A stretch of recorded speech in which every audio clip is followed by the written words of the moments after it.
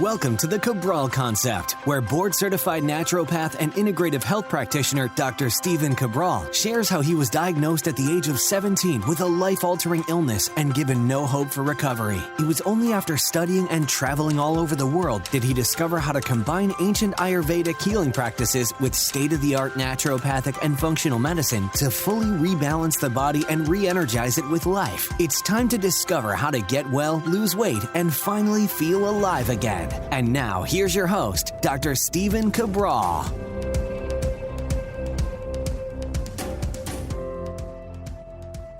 Welcome, everyone. We are here with a brand new week of the Cabral Concept. So happy you could join me here today. Love being able to get into our Motivation and Mindset Monday, where, as always, the goal is not just inspiration. The goal is not just motivation, but actually action tips.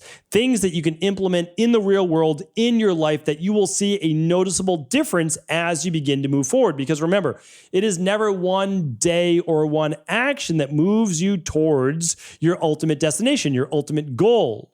What it is an accumulation of very small steps along the way where all of a sudden you end up arriving at that place you've always dreamed of. So that's really what it's about. Stop putting so much pressure on yourself. Begin to look at this as truly a journey, which it is, and start to look at it as small steps that when you look at the sum of everything you've done, it adds up to the life that you've been dreaming of. So let's get into a new show here today, which is 6 factors that make life easier. I would love to say is 6 factors that make life infinitely easier. Maybe I will title it that for the show. And when I was choosing these 6, because I don't like to make them a million steps. I don't think anybody can implement a million steps, right? I think that when we begin to look at our life as a whole, we can see that a few core philosophies are truly what enable us to reduce the stress to a dramatic degree in our life. And I'm going to share a lot of that with you here today. So when I say like what makes life easier, well, first and foremost, you have to reduce the stress, right? You have to reduce the constant barrage of just thoughts and stress that enter your body. And if you have a few core philosophies on how to deal with these, well, it makes life a whole lot easier. So let's get into it right now. The first factor that makes life infinitely easier is dismantling the belief that anyone owes you anything. Now, I know it's a strong way to start out the show, but listen to this, that, again, I think a lot of us feel, because we may do a lot for other people. So think of it this way. You might be one of those people that's always trying to help out friends or family or loved ones in general, your community, and you're saying, well, nobody seems to be helping me. I'm helping everyone, but nobody's helping me, right? That is a huge, huge belief that needs to be rewired. And that is because you are looking for a one-to-one transaction in life. That's not necessarily how life works. And if you're doing that, you're also in the back of your mind not doing the things that you should be doing for the reasons that you should be doing them. Meaning that we can't go through life saying that, my parents owe me this for doing this. My friends owe me this because I've done that. Or my spouse owes me this, or my employer owes me this because I've been doing this at work or that at work, or my kids owe me this. Like, there's no owing, right? Owing is a bad thing because you look at life as this basically business transaction. And the problem is we're not then looking at life as relationships, as a journey, like I spoke about earlier in the show and even on yesterday's show as well. So what we have to do is begin to separate what we do, how we act, or what we've been through, right? Sometimes we're like, I remember back in my late teens, I'm like, I didn't deserve to get this sick. I didn't do anything, and the world owes me a lot because I've been so sick and I lost years of my life and all this. Well, the world doesn't owe you anything. Nobody else owes you anything. This is part of life's journey as it begins to unfold. Now, this doesn't mean that it's negative. Not so at all, because it rolls into factor number 2. So first, we need to, listen, there's no giving to get, right? You give to give. That's the bottom line. Literally in life, you are giving to give. And when negative things happen to you, you can't blame others. You can't. And that's because part of the second factor is this. The second factor is you must understand that you own your life. I talk about this all the time. And honestly, I would talk about it every day if I could, right? I don't know if everybody would listen every day, but I would talk about it every day. And that is that your life is absolutely yours, right? 100% of responsibility lies with you. Now, a lot of people have taken offense to this over the years. And this isn't mine, right? 100% responsibility has been talked about since like the Vedic scriptures, right? For many, many thousands of years ago. But we're not saying it in a negative way. Because here's the thing. We know that many people listen to this podcast have been lucky enough to be born into the world when they've been born into it, not 100 years ago, not 200 years ago, not 500 years ago, when you might say your life really isn't your life. You might not have had the autonomy that you have now. And some people, they're probably not listening to this podcast, they may not have full control over their life. Now, you don't have full control over your life as a child. That's different, right? That's different. You are living in the rules of your parents' house or school or whatever it might be. And you might make an argument, well, I have to do what work says, I have to do what that says. That's true, but to a degree, you do get to choose where you choose to work. Now you might say, well, I have to take the job because I need the money. Listen, I get it, I understand. And you may have to for a certain period of time. I had some really not ideal jobs as a teenager because I was working for money, not necessarily for the love of what I wanted to do. Then when I graduated college, I got to work for the love of what I wanted to do, and even in college, right? So that's very, very important to understand. And also, I do want to just say that we are all born into different circumstances. Some people, they might be born into a lot of wealth, but maybe being born into all that wealth, they didn't get to spend as much time with their parents, right? Some people might not have been born into as much wealth, but they got lots of time, lots of attention from their parents, right? Like, who's more fortunate? Well, again, only time will tell. They decide, right? But what matters is this. We're not at all, to my knowledge, able to choose, at least consciously in this world, who we are to be born to or of, or the circumstances, or where in the world. But eventually, as we become an adult, we get to question our upbringing, we get to question the world around us, and we get to begin to play the hand we were dealt, right? So we were dealt a certain hand. Like in poker, depending on what type of poker you're playing, but let's just say it's 5-card, you didn't get to pick those 5 cards. So now you need to play it to the best of your ability.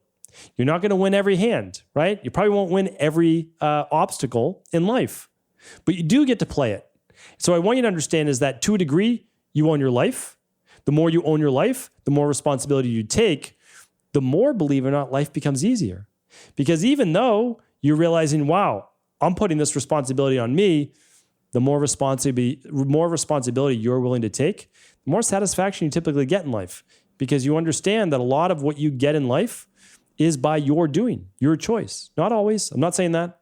But as you begin to understand this, you fully embrace it, you fully embody it, you're going to be able to take your life to where you want it to. Because if you don't own your life, well, you're going to get moved around by the tide and the waves by whoever does own your life. All right. Number 3 is this. Stop pretending to be someone else. So again, when we're all younger, we have to get a job. We become, we take summer jobs, we do whatever it is. And again, we're trying to earn money for college or for books or for whatever it might be, right? But I saw and I watched a lot of my friends in undergrad and college, and because in grad school, typically you know what you want to do and you go out and you do it and you get further education. But in undergrad, you're 18 years old, you're being asked to choose a major, But a lot of my friends, they went into finance. I knew right away that was not going to be something for me. I enjoy understanding how finance in the world works, but that's not who I am. And I don't think it was for many of them either, to be honest. And the reason why I say that is that maybe 10 to 20% loved it. They loved numbers. They loved learning about economics, they learning about business, all of those things. And the others did it because, well, I think they believed that their parents wanted them to, or society wanted them to, or that they might be able to earn a better living going into finance. Now, I'm just giving that as one example. Some parents want them to become doctors or lawyers or accountants or I don't know, whatever else there are for jobs out there, right? So you have to understand is that you have to stop pretending to be someone else, because what happens is you begin to trade time for money. And I know many of these people now, and they don't want to go back. They can't go back because they now earning a certain income. They don't want to start over a new career, but it is draining their life from their body, because every day they go into work and they do something that isn't them, that doesn't embody the beliefs and principles and, really of where they want to be in their life. And so I think we have to be careful with that, because I don't think it's just career either. I think it has a lot to do with relationships and even your own body, right? I mean, again, if you're in good shape and you're healthy, great. Do you need to be, 200 pounds solid muscle with 6% body fat? Are you doing that for you, or are you doing it for someone else? It's a good question, because I would say I was doing it for someone else. Like in my 20s, I was doing it because I wanted to look like I was in amazing shape and impress these people and that people. And then I realized that's not who I am, right? That's not who I am. That's who other people want me to be, right? And it's a lot of effort involved in all of that, right? So it's something to think about, I think. And again, with relationships too, are you with the person because it's who you want to be with, or because it's status, or because you feel like you're missing out, or, what is it? And so I just want us to stop pretending we are other people, right? That's basically what it comes down to. You don't choose a job, a relationship, a body type, whatever, based on what other people want, or you think other people want, or you see someone else that isn't you and you're like, well, they look happy, I should do that too. No, this is where self-awareness comes into play. You need to go deeper within and think about, what is it that you want, so that you don't end up 10 years from now, 20 years from now, living someone else's life. Number 4 is this: shift your lens to better understand the world around you. I really learned about this during the pandemic. I saw 2 people, and this is many people, I'm just using 2 as an example, who were both very, very, very intelligent, very brilliant people. And they both were on opposite sides.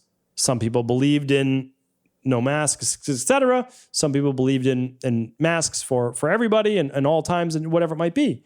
And so, 2 people holding 2 different viewpoints. And both are citing scientific research on their side and possible theories and what can come true, what may not come true. And they both presented their sides, and they both did it very intelligently. The problem is, neither one of them is necessarily wrong. You can make an argument for both sides. And you honestly could. But neither side felt that they were wrong. Both sides felt that they were right. And because both sides felt they were right, they felt the other side must be wrong. And that's the problem with the world that we live in, right? It's literally binary, right? It's literally a 1 or a 0. So that's it. Well, you can't both be a 1, can't both be a 0, can't both be right. That's the world that we live in. We have to understand is that our upbringing, our culture, our community, where we live, how we were raised, all of these things come into play with how we see the world through our lens. And so when 2 people are dug in and they truly believe that they're right, they may both be. They might both truly be right, at least in their mind. And who's to say that they're wrong, right? So another person comes along and they don't believe in masks, and they're like, well, yeah, I'm on this person's side, and here's why. And they present their argument. And then we have someone else who they do believe in masks, and they say, hey, and here's why. And they present their argument, and they're like, I'm on this person's team. So then we develop these 2 teams, and the 2 teams yell back and forth at each other, and they're all dug in because they believe that they're so right, not understanding or taking the time to understand another person's viewpoint. And I really believe that if we can simply take ourselves out of our ego for just a moment and start to truly listen to what the other side has to say in life, we can begin to understand that they're human too, that they're not any less intelligent than you, right? And that they can develop their own worldviews. And that at the end of the day, sometimes you just have to agree to disagree. And that's not a bad thing. You just literally say, listen, I see your point of view. I don't believe necessarily in that, and that's okay. We can agree to disagree and go on and live our life. So it's something to think about, right? Something to think about. I do believe, though, that you're not going to force another person to believe your viewpoint. You can talk with them. You can try to persuade them, but you can't force them. And I don't think that in a lot of situations, especially when it comes to these hot button topics, that there may not be an exact right or wrong answer. Something to think about. Number 5 is this. You don't need to explain yourself. I love this one because this is my follow-up to number 4. Listen, if I believe in something and you don't, and you tell me why I believe in that, or you tell me why, or even worse, you tell me, hey, you're wrong and here's why, I don't have to come back with a rebuttal. And that's what people, again, like I don't get into arguments online. I really don't. I don't talk negatively about people. I don't disparage people. I will talk about topics. I certainly will, but I don't talk negatively about people necessarily. I will at all. I don't. Or even companies. I don't disparage companies. I don't believe in it. But if you hear a certain viewpoint of mine, and again, this does not happen often, and you try to tell me how mentally superior you are and all of the intellect and ego that you come with, and I don't respond back, it's because, well, I don't need to explain myself. And that is not from an ego standpoint on my side, but a person's beliefs are their beliefs, right? Who are we to question another person's beliefs? They're their beliefs, right? You don't want your beliefs questioned. Why are you questioning someone else's? Right? And also, what are you trying to do by questioning that person's beliefs in the first place? Are you trying to persuade them? Are you trying to show your superiority? Is it you that's talking? Is it your ego? Are you trying to help them? Or are you trying to hurt them? Right? Are you trying to disparage them? Are you trying to be condescending? What is the goal? So you have to ask yourself before someone, and again, this is not about me. Honestly, I'm very fortunate. I'm sure it will happen more in the future, but I'm very fortunate that this does not happen a lot to me, but I see my colleagues and I just say to them, listen, you don't need to respond. There's no need. Like, who or what is this person trying to do? If you know in your heart that you are trying to help others, that you're trying to move your mission forward in life of what you believe in and be of service to others, then honestly, you shouldn't take offense in the first place. Like, that's the goal, but we're all human, so sometimes offense is taken. So if we take offense, well, at the same time, you have to understand is that you never need to explain the way that you feel or why you feel a certain way. That's nobody else's business, right? All right. The last one is this. Number 6, the 6th factor that makes life infinitely more easy or easier is that, and this is meant to be more on the positive side, but I think of it this way. It's over before we know it. And I don't say that in a morbid sense at all, but it's one of the universal truths to life is that the older you get, and I don't consider myself old, but the older you get, it's just that the years turn into months. They feel like months. That things just begin to move faster and faster. If you have children and they get to the ages that my daughters are, 7 and 9, you just see them growing up so quickly. And you realize like, wow, this happens so much faster. When I was a kid, it didn't seem like this at all. The year felt like it took 10 years for me to get from like my birthday in March to Christmas seemed like an infinity. And now the years just fly by. I'm like, wow, we're right at the holidays again. I can't believe that. Right? And you see the people around you, they're getting older.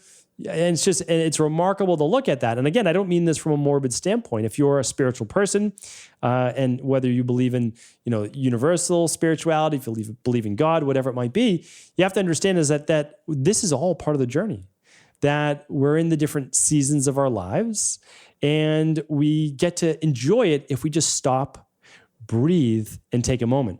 If we do a little less trying to hurt others, right? Try to, push back less on our superiority online and more into just trying to provide more peace in the world, right? More service to the world, try to help maybe just one other person in need. I think we're going to enjoy the journey a whole lot more. And this doesn't mean that you need to go out there and travel the world, helping people all around the world. It can literally be first taking care of yourself. I think that that's such an important thing that we begin to overlook, or we do overlook, is you have to take care of yourself first. You really do. To go back to one of my virtual mentors that I never got to meet, Jim Rohn, right? I'll take care of me for you if you take care of you for me. How can I help you more than you can help you? I can't, right? I can support you, but you can help you a whole lot better than I can. And at the same rate, I can help me a whole lot better than you can. So first, let's take care of ourselves. Then let's take care of the best we can, the people that surround us, our family, our friends, our loved ones, our community, our church, whatever you believe, whatever you belong to, help that out. Then let that, as they say, butterfly wings begin to spread throughout the world. And that's really what's important, is that we begin to just help who we can, be of service how we can. And I just think that, again, this doesn't happen overnight, but if you begin to live this, not every day, that's impossible, right? At least that's impossible for me. But as you begin to live it, the more that you live it, the more consistent you are, I really truly believe the happier you are as well. Thank you so much for tuning into this Motivation and Mindset Monday. I appreciate you as always. If this show was helpful, please do feel free to share it with anyone you believe it could serve. Before you go, I wanted to ask you this question.